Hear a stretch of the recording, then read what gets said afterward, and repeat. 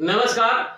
और अभी बिहार के गया जिले में टेकारी अनुमंडल है और जहां पर बड़ी मौका से बाबा हमको मिल गए हैं। हमारे बीच में महामहिम और बिहार प्रदेश के चेतना समिति के प्रदेश अध्यक्ष माननीय हमारे बीच में इंजीनियर साहब सुंदर साहू सर जी हैं और उपाध्यक्ष डॉक्टर अनिल कुमार अनल हैं।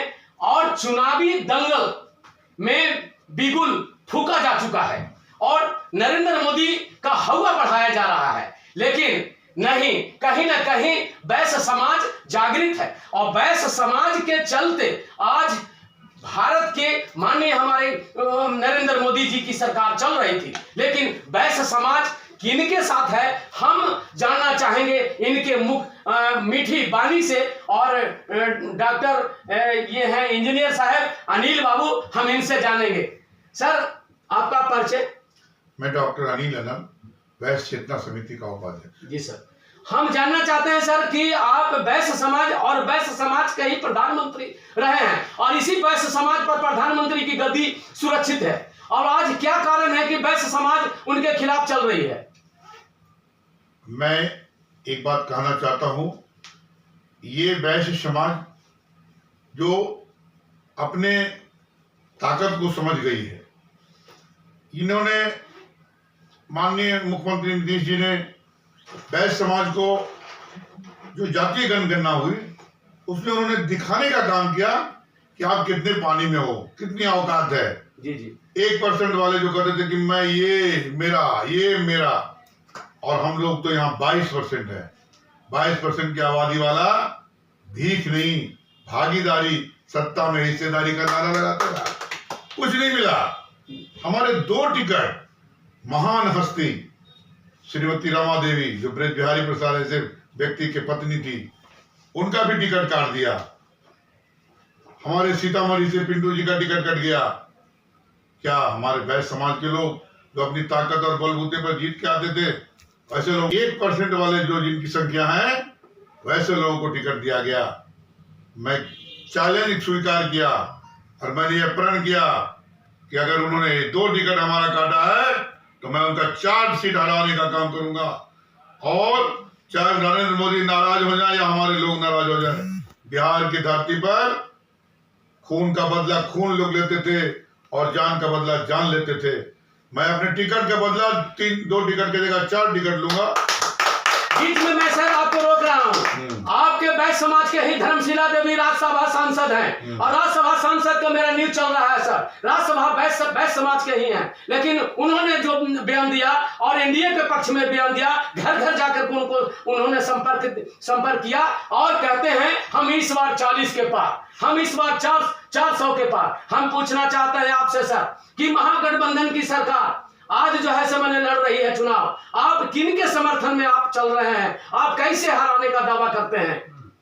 मैं जो यहाँ आया हूं किसी को हराने नहीं आया हूं, अपने हक और हिस्सेदारी मांगने आया हूं कि अगर हमारा टिकट काटा गया और जिसने टिकट काटा, चाहे वो राजनाथ सिंह हो चाहे वो कोई हो, अगर उनको लगता है कि हम राजपूतों की टोली लेके पूरे बिहार को जोत लेंगे तो बिहार का बनिया अब कमजोर नहीं है।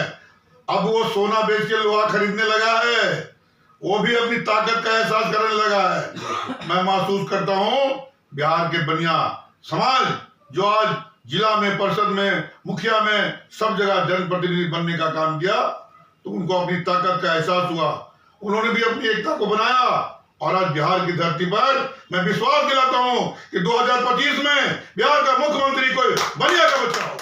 हमारे बीच में बिहार के जाने माने जो है सब में सुंदर साहू जी हैं, हम उनसे जानेंगे। और ऐसे प्रबुद्ध व्यक्ति, ऐसे सज्जन जिन्होंने इस तरह से माने वर्क किया है, जो काम किया है, इसके आधार पर नरेंद्र मोदी इनको नजरअंदाज करके चल रही है समाज को। तो नरेंद्र मोदी कहते हैं कि इस बार 400 के पार। हम कैसे माने कि 400 पार? 40 का 40 सीट भी आपके खाते में नहीं गिरने वाला है। हम जानेंगे इनसे कि आज वैश्य समाज आप किस ओर जा रहे हैं और आपका सोच किधर है, आप किस लोगों को हराने में योगदान दे रहे हैं? अभी देखिए यहाँ पर जो है हम लोग वैश्य समाज के लोग का जागृति बढ़ी है। पिछले इलेक्शन में जब मगध और शाहबाद क्षेत्र से नवादा से लेकर के कैमूर तक में एक भी बनिया को वैश्य समाज को भाजपा ने टिकट नहीं दिया। जब टिकट नहीं दिया तो बनिया अपना जागृति का लाभ उठाया और उन्हें 48 टोटल सीट होता था, 48 में 8 सीट पर समेट दिया भाजपा को।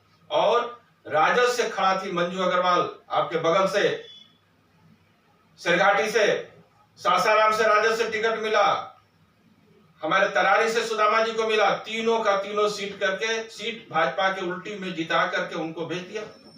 आप समझिए कि हम लोग दल के दलदल में नहीं फंसे हुए हैं, हम लोग दल के दलदल से निकल गए हैं। जो मुझे मान देगा मैं उसी को सम्मान दूंगा। आज मुझे भाजपा ने अपमानित करने का काम किया है, राजनाथ सिंह ने अपमानित करने का काम किया है, तो उसका अपमान का बदला मैं 4 राजपूतों को हरा करके लूंगा। और जहां तक धर्मशिला जी की बात कर रही है, मैं उस दिन यही था और धर्मशिला जी जा रही थी। आप लोग भी देख रहे होंगे कि जब किसी सांसद जो है राजपूत भूमिहार के आते हैं तो सैकड़ों बनिया लोग भाजपा के उनके पीछे पीछे दौड़ते रहते हैं। और धर्मशिला जी दौड़ रही थी, उसके पीछे पीछे एक भी राजपूत और भूमिहार का कोई लड़का या कोई पार्टी का कैडर लोग नहीं थे। अमित शाह के सभा स्थल पर उनकी बेइज्जती की गई है। जब वहां पर जाती है, लोगों को मालूम होता है यही धर्मशिला जी है, नवनियुक्त जो है सांसद यही है। एक भी भूमिहार वहां कुर्सी पर बैठे हुए थे, नहीं छोड़े। तो किस हद तक आप सम्मान करने के लिए कहते हैं भाजपा को? अब उस गुलामी के जंजीर से हम लोग बाहर निकलेंगे और नरेंद्र मोदी का सरकार रहेगी और स्वर्ण के लोग को अपनी जगह बता देंगे। और भाजपा को भी समझ में आएगी कि भाजपा वैश्यों की वजह से चलेगी कि राजपूतों या स्वर्णों की वजह से चलेगी। वो हर हालत में जब 4 सीट हराएंगे तो उनको अपनी ताकत का एहसास हो जाएगा। और इस प्रकार हम देख रहे हैं कि महागठबंधन का जनमत बढ़ रहा है और महागठबंधन जो है एकदम अभी एनडीए से माने भारी पड़ने जा रहा है। हम आपके माध्यम से, मीडिया के माध्यम से आपको बताना पड़ेगा कि एकदम स्पष्ट करना पड़ेगा कि इस बार महागठबंधन एकदम एनडीए पर भारी पड़ेगा। देखिए, वैश्य समाज जो है निश्चित रूप से डाइवर्सन की ओर जा रहा है। डाइवर्सन का कारण यही है कि वैश्यों को तिरस्कार किया जा रहा है। हमारा नारा भी था, जो दल वैश्य का करेगा तिरस्कार, नहीं बनेगी उसकी सरकार।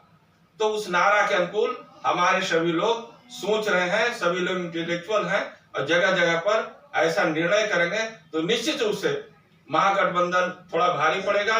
लेकिन पूरे भारत में हमारी सोच है, हमारे वैश्यों की सोच मैं आपके सामने बता रहा हूं कि हर हालत में भाजपा की ही सरकार बनेगी।